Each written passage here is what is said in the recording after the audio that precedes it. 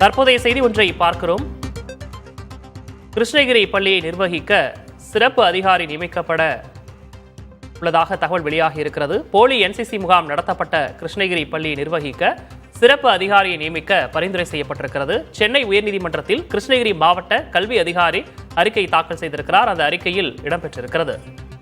போலி என்சிசி முகாம் நடத்தப்பட்ட கிருஷ்ணகிரி பள்ளியை நிர்வகிக்க சிறப்பு அதிகாரியை நியமிக்க பரிந்துரை செய்யப்பட்டிருக்கிறது. சென்னை உயர்நீதிமன்றத்தில் கிருஷ்ணகிரி மாவட்ட கல்வி அதிகாரி அறிக்கை தாக்கல் செய்திருக்கிறார். கூடுதல் விவரங்களை செய்தியாளர் ரமேஷிடம் கேட்கலாம். ரமேஷ், இந்த அறிக்கையில வேற என்னென்ன விஷயங்கள்லாம் குறிப்பிடப்பட்டிருக்கு? உரிய அனுமதி பெறாமல் என்சிசி முகாம் நடத்தப்பட்டிருப்பதற்கான ஆதாரங்கள் கிடைத்திருப்பதாகவும் சம்பந்தப்பட்ட பள்ளி நிர்வாகம் அளித்த விளக்கம் ஏற்புடையதாக இல்லை என கல்வி அதிகாரி தாக்கல் செய்த அறிக்கையில் இருக்கிறது. முன்னுக்கு பின் முரணாக அந்த அறிக்கை இருப்பதாகவும் சட்டத்திற்கு புறம்பாக செயல்பட்ட பள்ளியை நிர்வகிப்பதற்காக சிறப்பு அதிகாரியை நியமிக்க தனியார் பள்ளி கல்வி இயக்குநருக்கு பரிந்துரைக்கப்பட்டுள்ளதாகவும் அந்த பரிந்துரை தீவிர பரிசீலனையில் உள்ளதாகவும் தெரிவிக்கப்பட்டிருக்கிறது. இந்த வழக்கின் அடுத்த கட்ட விசாரணையை பொறுப்பு தலைமை நீதிபதியிடம் மற்றும் நீதிபதி பாலாஜி அமர்வு செப்டம்பர் 12ஆம் தேதிக்கு தள்ளி வைத்திருக்கிறது.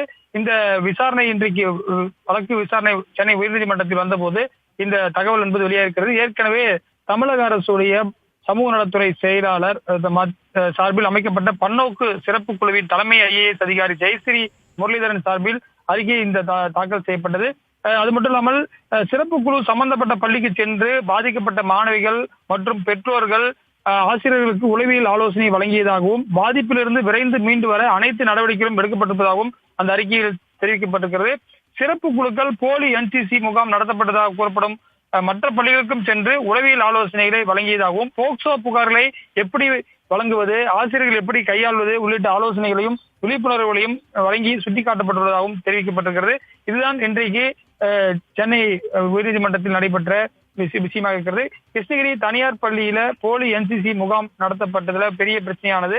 இந்த நிலையில அந்த மாணவிகளுக்கு பாலியல் தொல்லை அளித்தது தொடர்பான வழக்கின் விசாரணையை சிபிஐக்கு மாற்ற கோரி வழக்கறிஞர் சூரிய பிரகாசம் மனு செய்திருந்தாரு. அந்த வழக்கு விசாரணையில் போதுதான் இந்த தகவலை தமிழக அரசு தெரிவித்திருக்கிறது. விக்னேஷ், கிருஷ்ணகிரி பள்ளியை நிர்வகிக்க சிறப்பு அதிகாரி நியமனம் செய்யப்பட வேண்டும் அப்படின்ற பரிந்துரை அளிக்கப்பட்டிருக்கிறது. அது தொடர்பான விவரங்களை வழங்கியமைக்காக நன்றி ரமேஷ்.